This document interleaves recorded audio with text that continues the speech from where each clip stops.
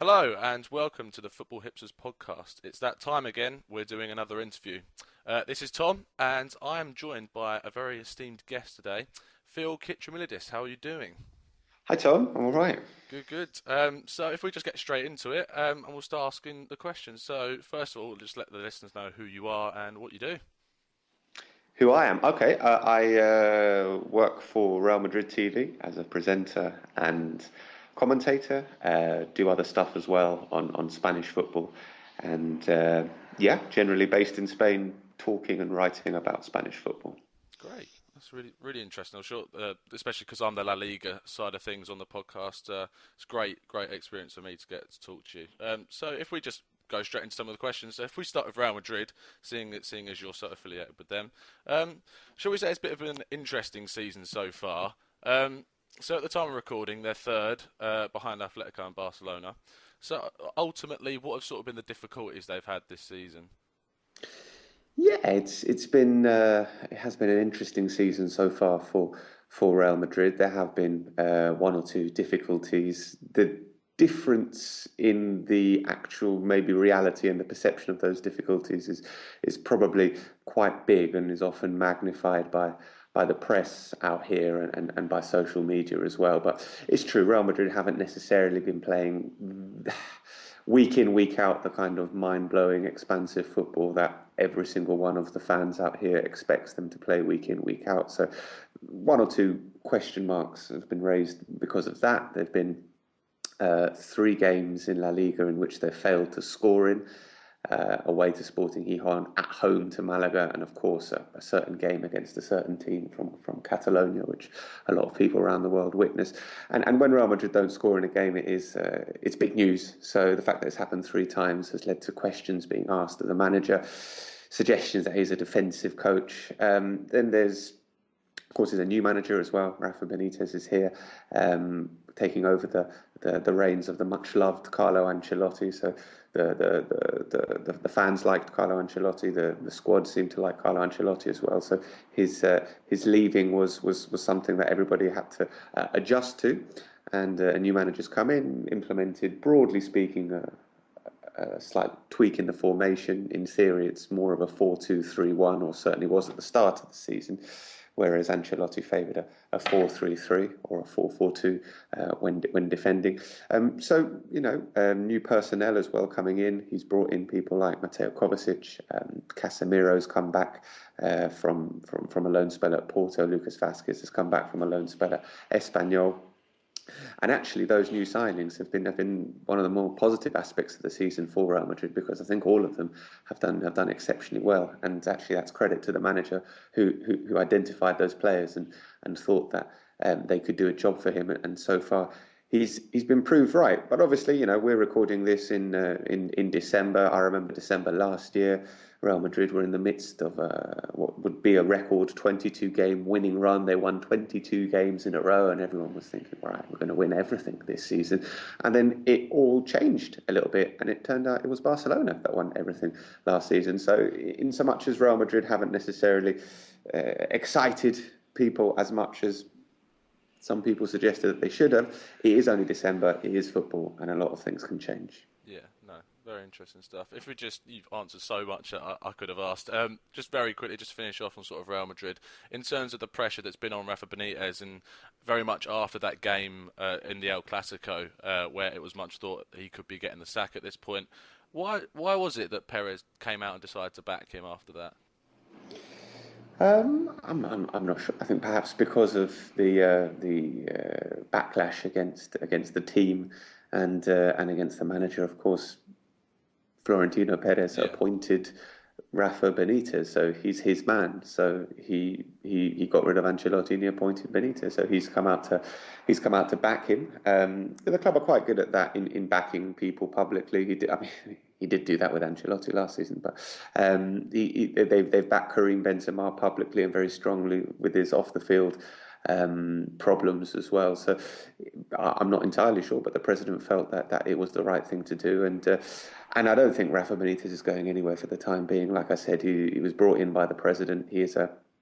He is a Madridista. Obviously, he started his career in the Real Madrid Youth Academy as a player and then as a coach. So he knows what this club is all about. And his presentation was something of a homecoming. So he's going to be given a bit more time, at least, I think, to see what he can do. Okay, yeah, great. So moving on to their main rivals, Barcelona. They're once again, sort of after last season and now the start of this season, looking like that real top force in Europe again. And that's very much down to their front three, in my opinion. How good is this front three to compare to the likes of attacking forces we've seen in the past at other teams? Very, very, very, very, very good. It's difficult to sort of quantify comparing it to other attacking tridents or attacking duos or partnerships. But I think it's a point that's quite interesting to note is that these guys actually get on quite well off the field as well, and particularly Suarez and Messi are close off the field. Their families socialise, they spend a lot of time together, and on the field there seems to be a real understanding as well. Neymar is a little bit younger, so he might not necessarily be on the same wavelength as them off the field, but on the pitch the three of them are working very, very well together, and each of them seems to bring a slightly different aspect to it. I think we have to give credit to Luis Suarez, the way he's come in over the last year, because it has been pretty much exactly a year since he played his first game for Barcelona, which incidentally was at the Bernabeu in a 3-1 defeat at the hands of Real Madrid. And he's slotted in very, very well, and he's built up this partnership, and it does seem when the three of them are playing together and they're all fully fit, they're close to unstoppable. Obviously, the terrifying thing from a Real Madrid perspective and from anyone else in Europe's perspective is that Neymar is only 23, so he's going to continue to improve and get better and better and better. Obviously, Suarez and Messi are at the latter end of their 20s, but they've still got a good couple of years at the very top of their game. So this is going to be one of the main attacking forces in Europe for a while to come yet. Yeah, definitely, for sure. And I mean, especially when you consider how long Messi went out for. I mean, when they struggled in that game when they lost to Sevilla, and then they've lost Messi for that time, and still they dominated. They won six and drew one in the Copa del Rey, and it just shows that even without Messi, they're still such a force in European football. If we move finally on to the other title challenger, shall we say, Atletico, they've been so consistent in recent performances, but the only issue they have been having is killing off games.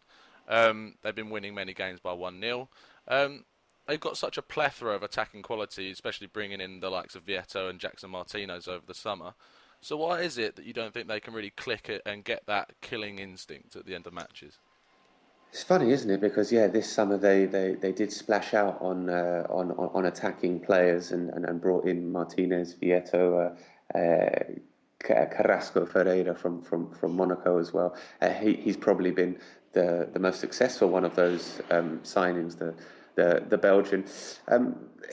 I went to watch Atletico against Valencia start of October, I think it was, and they played really, really well. They won 2-1, but it was a pretty comfortable victory. Afterwards, Diego Simeone said that was the best game we've played for a very, very, very long time. They looked expansive. They looked comfortable in possession. They weren't sitting back. They weren't counter-attacking. They were going forward, and they looked like they were morphing into what we'd expected them to morph into with the signings that they make, and that was an attacking possession-based side.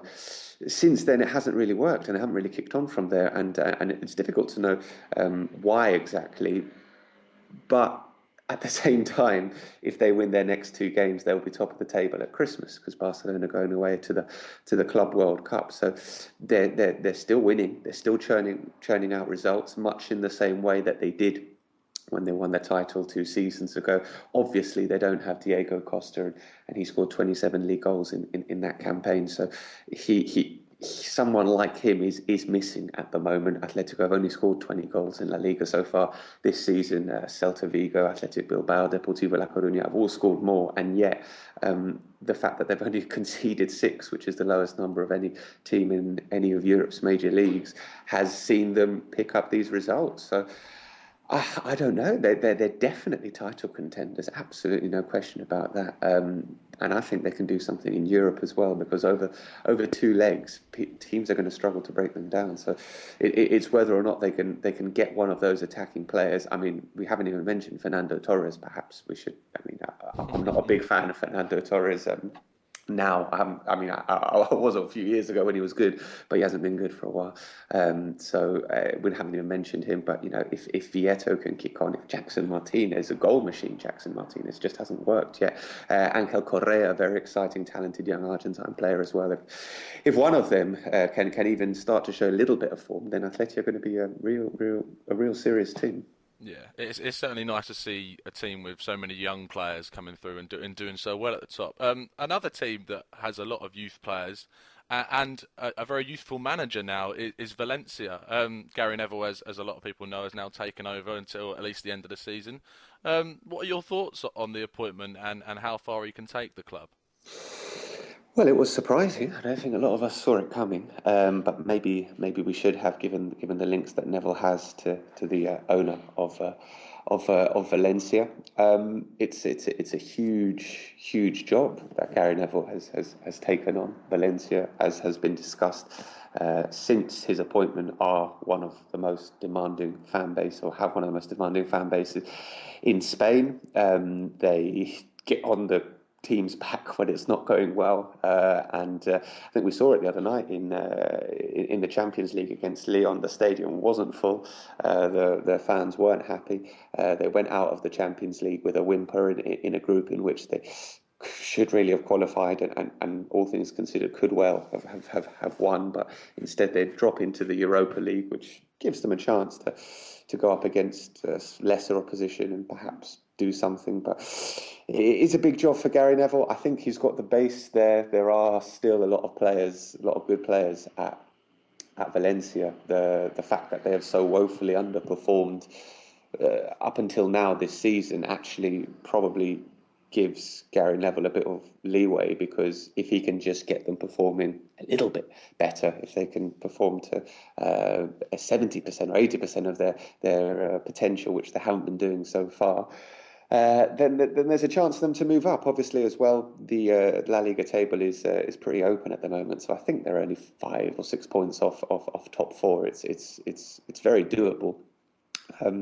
But they need to kick on. They need to get going now. They've got a game at Eibar this weekend, which is, roughly speaking, the La Liga equivalent of a Tuesday night at Stoke. So it's not going to be an easy baptism for him in La Liga. But it's going to be fascinating to see how it pans out. He's only here till the summer. Then who knows? Lots of people suggesting this is the audition, or one of the auditions, perhaps, for him to take over at Manchester United in the future. Of course, there's Ryan Giggs as well, who will have one eye on that job. But yeah, it's a big, bold move from Gary Neville, and we'll see how it goes. I for one, am pleased to see another British coach come here and try something new. And good luck to him. Yeah, definitely. I mean, I saw an image of him setting a crane up where he could record the training session. It's just such a Gary Neville type thing to do during his days at Sky Sports. You mentioned Valencia going to Eibar. If we just talk briefly about Eibar, if you could first just give out the outline of what actually happened, to the best of your knowledge, last season between them and Elche, and the reasons why they sort of stayed up and Elche went down. To the best of my knowledge, and to put it very simply, Elche were relegated for financial reasons. They finished 14th in La Liga, but they had spent money that they didn't necessarily have and hadn't paid people back, and they were in a lot of debt, and they went down. Simply, Eibar could have stayed up on the final day of the season, but they didn't. And they were relegated. But then in the summer, Elche were demoted. So it was funny because obviously Eibar, it was a fairy tale story when they came up. Arguably, I think pretty much the smallest team to have ever played in the Primera División. There's a team called Extremadura who are pretty tiny as well, about 10, 15 years ago in the top flight. But Eibar, from a town of 27,000 people, their stadium holds 5,000 back to back promotions from the Spanish third tier up into the Primera División. They were absolutely flying. Come Christmas last year, they were in the top half. I think they were seventh or eighth, and then they only won 2 of the next 18 games and finished in the relegation zone. The manager, Gaisca Garitano, left. He said, I haven't kept us up, so we have to go. So I have to go. And then the financial misdealings of Elche gave them a lifeline. And broadly speaking, this season has been pretty similar, actually, because they're overachieving once more. And for all fans of Eibar and romantics of football, let's just hope it's not a case of history repeating itself in the second half of the season and then sinking like a stone, because it's good for La Liga to have Eibar in the top flight. Yeah, definitely. Talking more on to teams that have been down the bottom of the league, a team that's really surprising and that they're down there, and it's a team that were in the Champions League a few seasons ago and just narrowly being beaten by the likes of Borussia Dortmund, and that's Malaga, as I'm sure you've worked out. What is the reason for such a catastrophic downfall? Their owner has stopped investing money, to put it in very blunt terms. Obviously, they had a wealthy owner who's got a lot of money via oil come in and invest a lot of money into the club. Had a ridiculous amount of talented players there. But traditionally, Malaga has been a yo-yo club. I mean, they've been a club that has been coming up and down from the second division for a number of seasons. This Sheikh saw a lot of potential there. It's a historic club. It's in a relatively big city as well. It's got a huge catchment area on the Costa del Sol, so they are an attractive proposition. Came in, the likes of Ruud van Nistelrooy, Saviola, Santi Cazorla was there, Isco was there. They had a really, really serious team there at one point, and as you said, they did very well in the Champions League, but then the money has dried up. He's not putting any more money in. They've sold absolutely everyone who was of any monetary value. This summer, selling 2 young, talented players in Samuel Castillejo and Samuel Garcia to Villarreal, which is just a bit of a statement of their intent or lack of it, and it's not happening. It's a shame, because they've got I think it's a good young coach in Javi Gracia. Went down with Osasuna the season before last, but still has clear ideas. They won at the Camp Nou last season. They beat Barcelona by a goal to 0. Juanmi, the guy who scored that goal, obviously was sold in the summer, as a lot of people were. They lost a lot of firepower. They've lost a lot of goals, and that has been the story of their season so far. They really can't score. But it's a shame.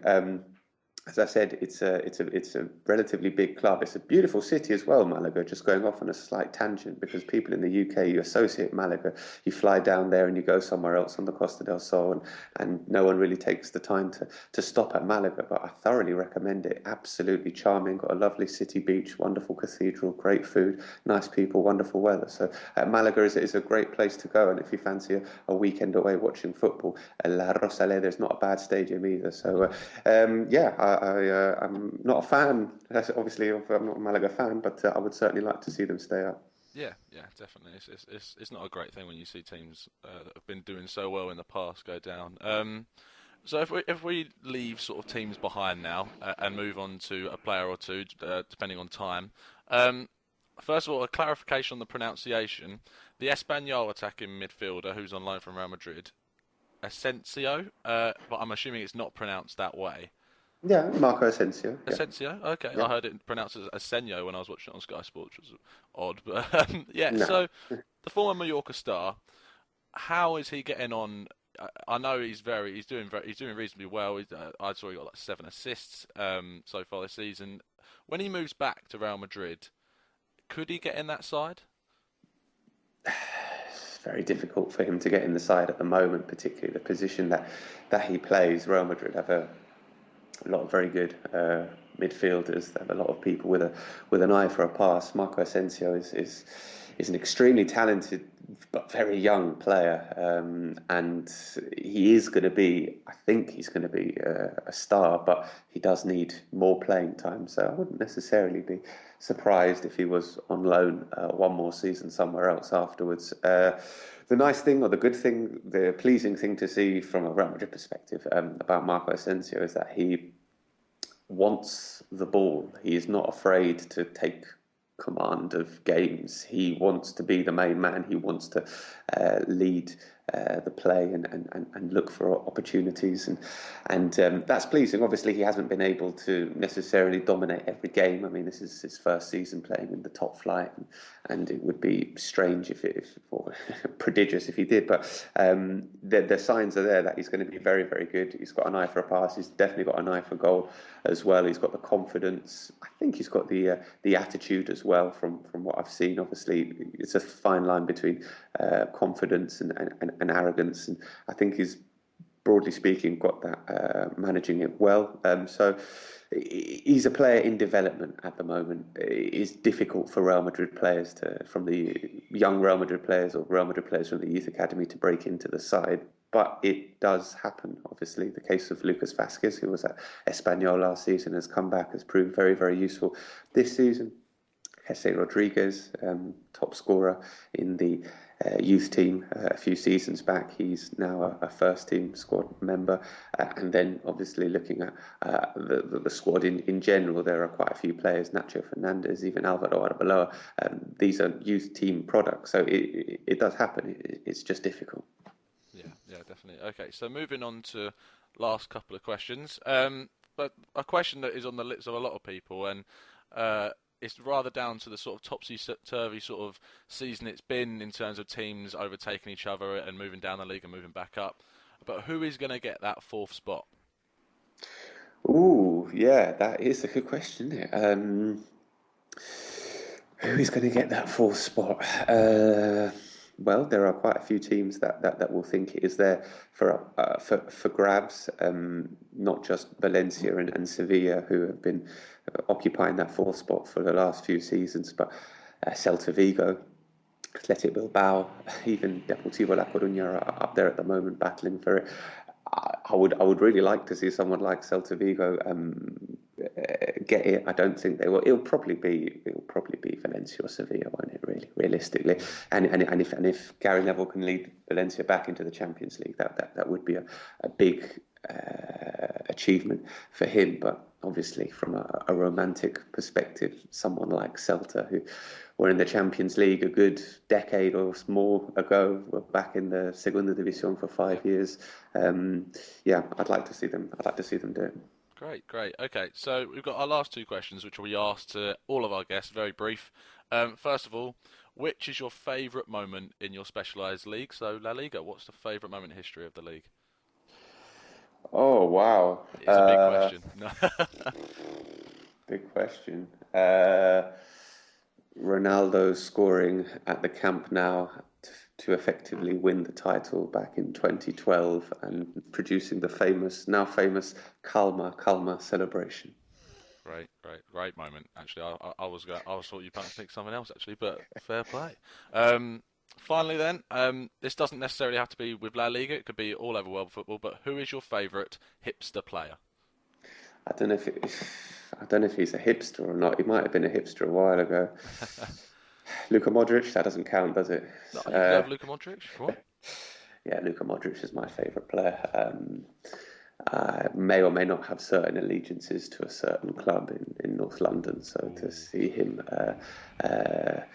blossom in England and then do it in Spain has been very gratifying, and he's also a very nice guy as well. So yeah, no, Luka Modric.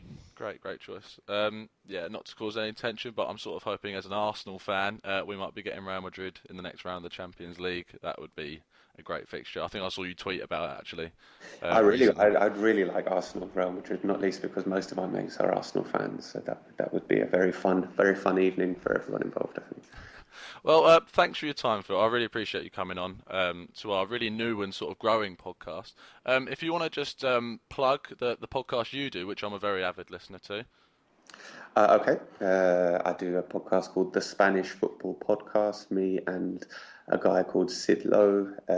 It's on SoundCloud and iTunes as well. Great. Okay, so thank you for your time, Phil. I hope you've enjoyed it for what you've come on. No problem. Yeah, good fun. Thank you. Great. Okay, guys, thanks for listening. Remember, you can follow us at the FH Podcast. So keep your beard strong and your glasses trendy. Thanks for listening.